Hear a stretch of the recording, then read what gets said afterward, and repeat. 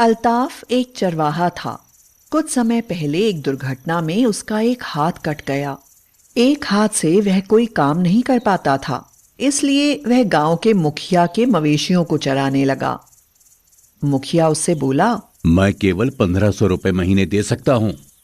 इस पर अल्ताफ ने कहा, मालिक, आप जो सही समझे दे देना, मगर मुझे काम की जरूरत है। मुखिया ने उसे कभी पूरे पैसे नहीं दिए।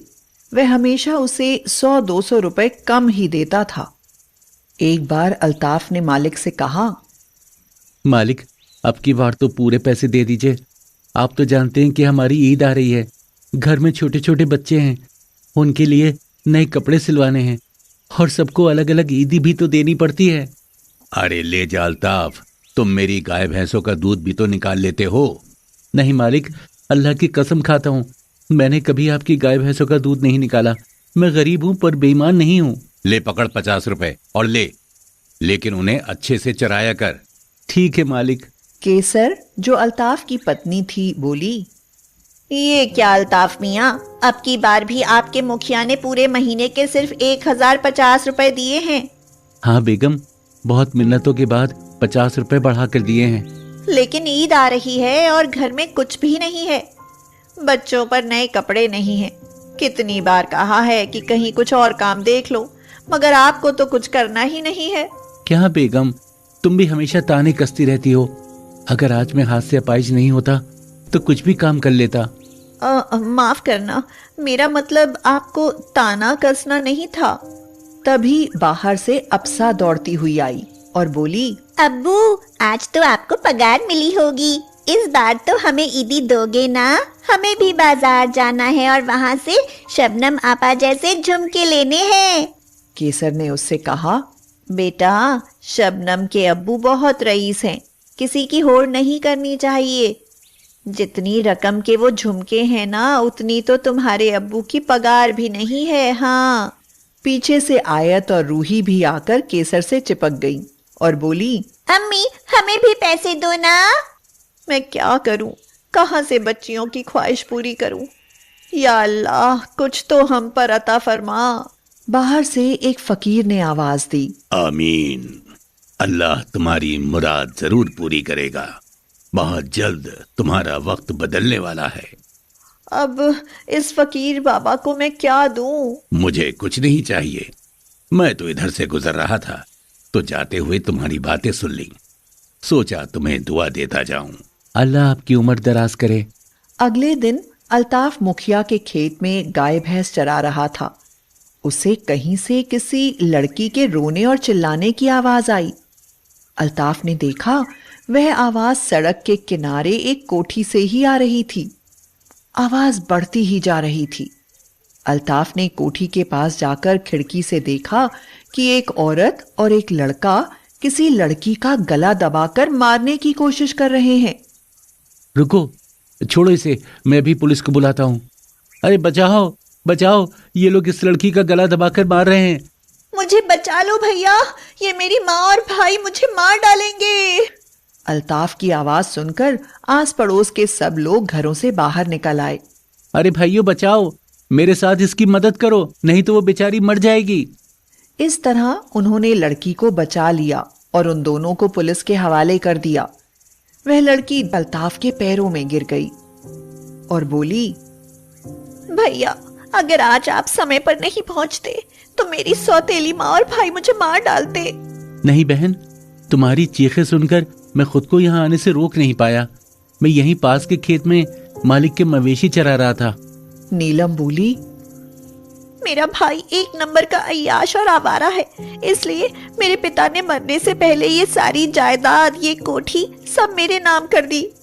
इसीलिए ये लोग मुझे मारकर सब कुछ हड़प लेना चाहते थे। अब तुम महफूज हो बहन, खुदा तुम्हारी हिफाजत करे। पास के गांव में ही रहता हूँ, कभी कोई जरूरत हो तो बुला लेना। अच्छा चलता हूँ, मवेशी मालिक के यहाँ छोड़ने हैं। अगर देर हो गई तो पूरे पैसे नहीं देंगे। कितने पैसे मिलते हैं तुम्हें? 1500 तय हुए थे, लेकिन 1000 ही देते हैं। हाथ से अपाइज हो ना, इसलिए करना पड़ता है।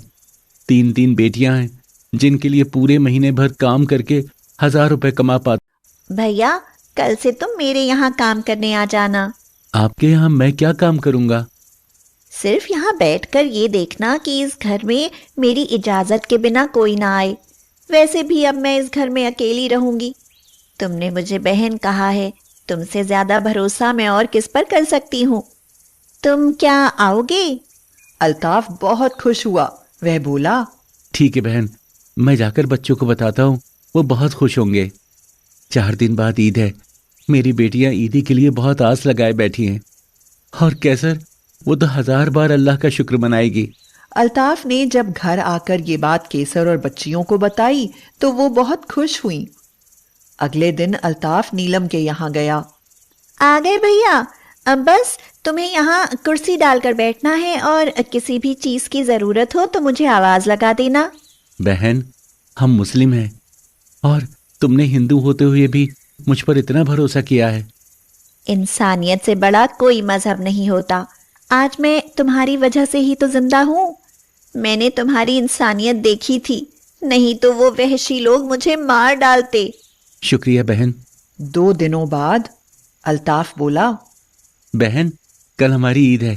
हम गरीब लोग हैं, ज्यादा कुछ तो हमारी हैसियत नहीं, लेकिन कैसर ने बहुत जोर देकर कहा है कल के लिए तुम्हें अपने घर आने के लिए कहूँ। अल्ताफ भाई, भाभी से कहना मैं जरूर आऊंगी। अगले दिन नीलम अल्ताफ से बच्चों की पसंद और उनकी उम्र पूछकर उनके लिए नए कपड़े, अप्सा के लिए झुमके और आयत रूही के लिए गुड़िया, मिठाई और बहुत सारा सामान लेकर उनके घर आई। कैसर, जल्दी आओ, देखो कौन आया है। जल्दी आओ, नीलम बहन आई हैं। ईद मुबारक हो भैया। आओ आओ बहन, आपको भी ईद मुबारक। आप आओ आओ आओ बैठो। हम गरीबों के घर में आप आई हैं, ये हमारी खुशकिस्मती है। नहीं भाभी, ऐसा मत कहिए। जब मैंने अल्ताफ को भाई माना है तो अब तो आना जाना होता ही रहेगा। इतना प्यार देखकर केसर की आंखें खुशी से भर आईं। नीलम बोली, अरे भाभी, अपने हाथ की बनी सेवइयां नहीं खिलाओगी? और बच्चे कहाँ हैं? बुलाओ उन्हें।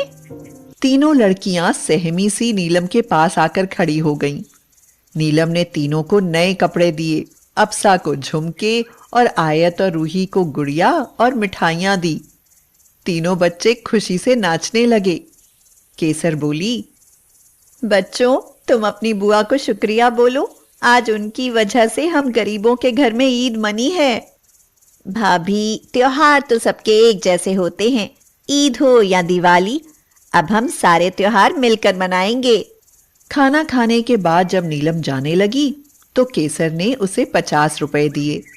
नीलम ने हैरानी से पूछा, ये क्या है भाभी? कुछ नहीं, हमारे यहाँ इसे ईदी कहते हैं। ज्यादा कुछ तो हमारे पास है नहीं, इसलिए इसको ही हमारी दुआ समझकर कबूल कर लो। नीलम ने मुस्कुराते हुए केसर को गले से लगा लिया और कहा, भाभी, जो आपने मुझे मान और प्यार दिया है उससे बढ़कर कुछ नहीं है। अगली ईद पर फिर आऊंगी और आप मेरे लिए सेवइयां बनाकर रखना। और फिर नीलम ईदी लेकर चली गई। ईद मुबारक हो।